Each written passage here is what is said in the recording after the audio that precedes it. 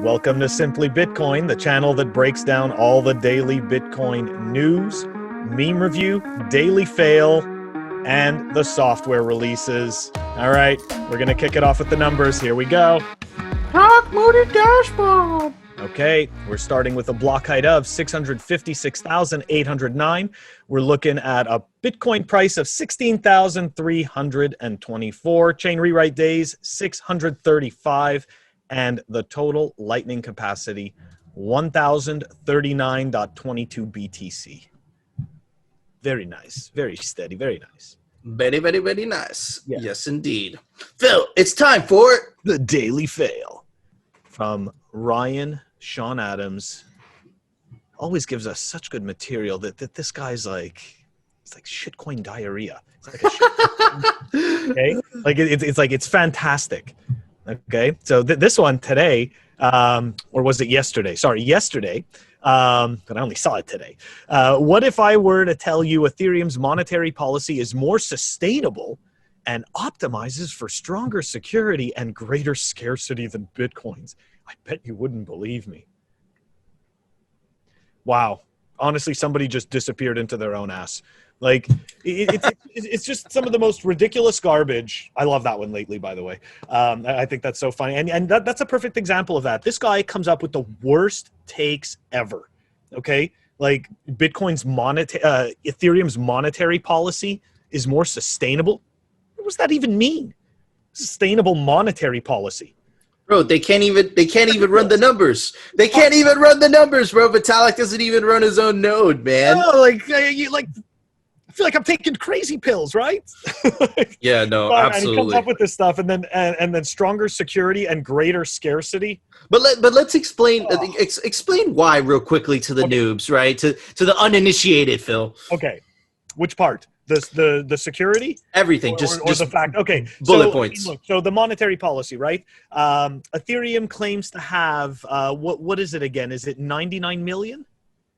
Bro, exactly. No one knows. Okay? No one knows, and you can't find it anywhere. It does not actually have a hard cap, okay? Which means that they can create more Ethereum whenever they want, okay? So, and already the numbers have fluctuated, okay? In terms of security, that's, I mean, don't get me wrong, but Ethereum just had a hard fork. The original Ethereum hard fork to make Ethereum 2.0. So if we're going to talk about, security, this is very centralized. What it takes to actually run an Ethereum node. I mean, you can go and recount. You can find people like Jameson Lopp on Twitter for weeks and weeks never being able to sync a node. So it's just ridiculous. So, and the scarcity again, we go back to the fact that they don't have a hard cap. So what are you talking about? Absolutely. Like, what are you talking about? It's unknown scarcity. He's just a BSer. Phil, it's time for the Daily Meme Review. Awesome. So it's brought to us by RDBTC. Nice. Shout out to a fellow plebe. And let me give you guys some context. Let me maximize this.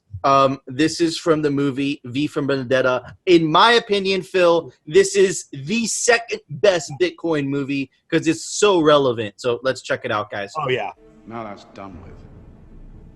It's time to have a look at your face. Take off your mask. No.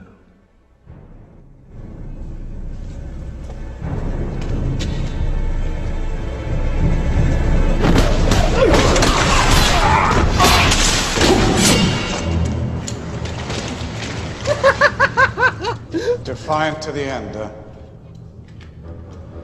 You won't cry like him, will you? You're not afraid of death. You're like me. The only thing that you and I have in common, Mr. Creedy, is we're both about to die. How do you imagine that's going to happen? With my hands around your neck. Bollocks. What you gonna do, huh? We've swept this place. You've got nothing. Nothing but your bloody knives and your fancy karate gimmicks. We have guns. No, what you have are bullets, and the hope that when your guns are empty, I'm no longer standing, because if I am, you'll all be dead before you've reloaded. That's impossible. Kill him.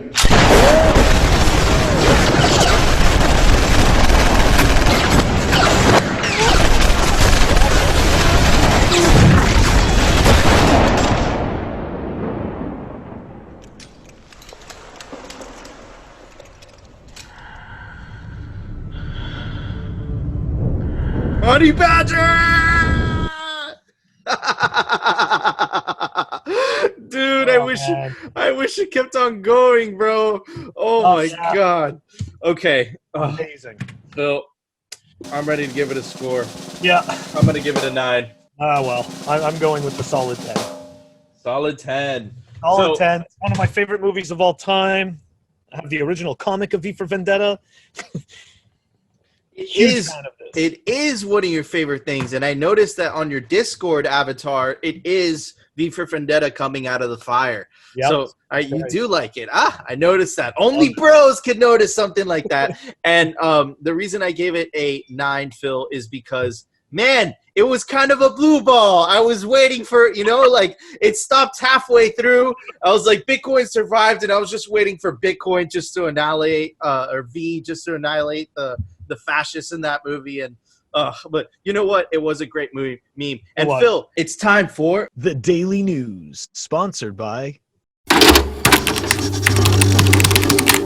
Crypto Cloaks.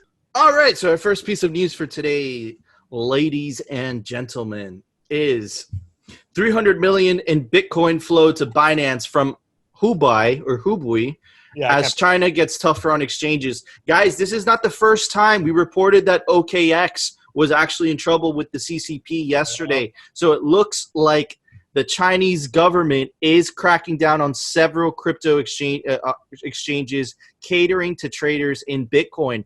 As you guys, if you guys didn't know, I'm going to put a little pop-up up here. China has banned Bitcoin exchanges in China, but there's still a very, very, very large peer-to-peer market. And I was told that by the founder of CoboVault, Li Xin, and he was telling me about how in China it's all peer-to-peer. So it looks like the Chinese government is very serious on cracking down on actual centralized exchanges in China. So it's just another, it's just a follow-up of that OKX news, right? So what are your thoughts on this, Phil? So immediately, this brought me right back to 2017. But you see, back then, China FUD used to cause a big red candle that you could buy some more Bitcoin on the dip. And now it just comes out and it does nothing. So it's just kind of funny, and it seems like a replay, and it's like, all right, we're going to try this again. China FUD. And just Honey Badger just keeps moving. But yes, that is... what just happened with Huobi, I think that's how it's pronounced, is very interesting because it just goes to show that they are absolutely trying to push those buttons and trying to, trying to cause that stir again. But I really think that, it's interesting that, what Li Xin said. And at the same time, we can see it didn't even rattle the markets. Nobody even cares. No one even cared. Honey Badger doesn't care. And Phil, our next piece of news for today, it is kind of insidious, but we do have to report it to you guys. Chainanalysis launches asset realization program. Phil, did I say that word right? Yep. Awesome. Yeah. Realization program for government agencies and insolvency practitioners. So basically, guys, Chainanalysis is like the evil. Phil, what's a good description for Chainanalysis? It's like the evil ogre of the Bitcoin space, man.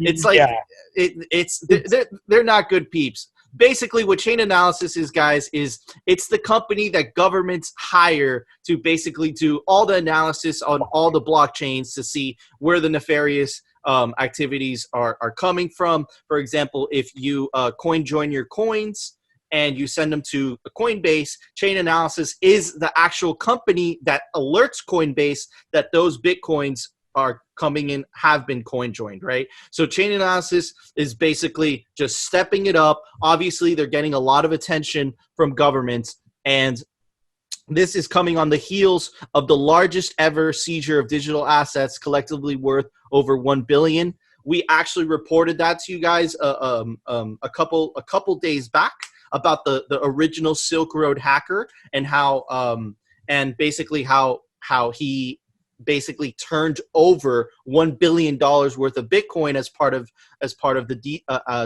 the plea deal.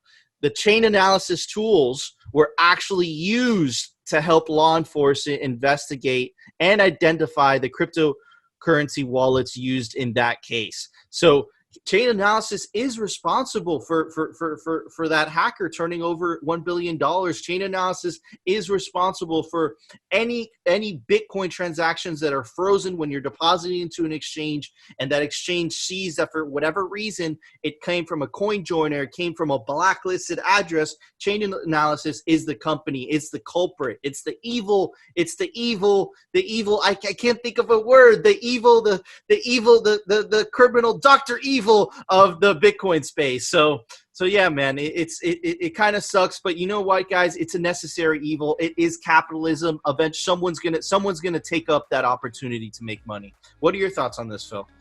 So if I understood that correctly about Chainalysis, they are about to become a honeypot, because they are about to become the place where these seized assets are kept until they're quote unquote legally sold. So don't get me wrong, but like,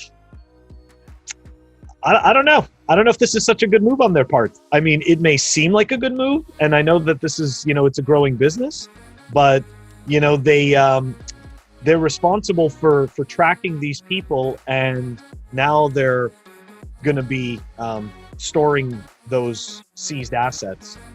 So now they're just becoming a honeypot. This will be funny. Yeah, well, I'm sure the story isn't over for Chainalysis. I'm sure that we're going to hear a whole lot about these guys. A whole lot about the Dr. Evils of the Bitcoin space. So yeah, and hopefully they get hacked. We didn't say that, but maybe, you never know. Anyways, Phil, there was a software release today. Why don't you tell us about it? Software releases.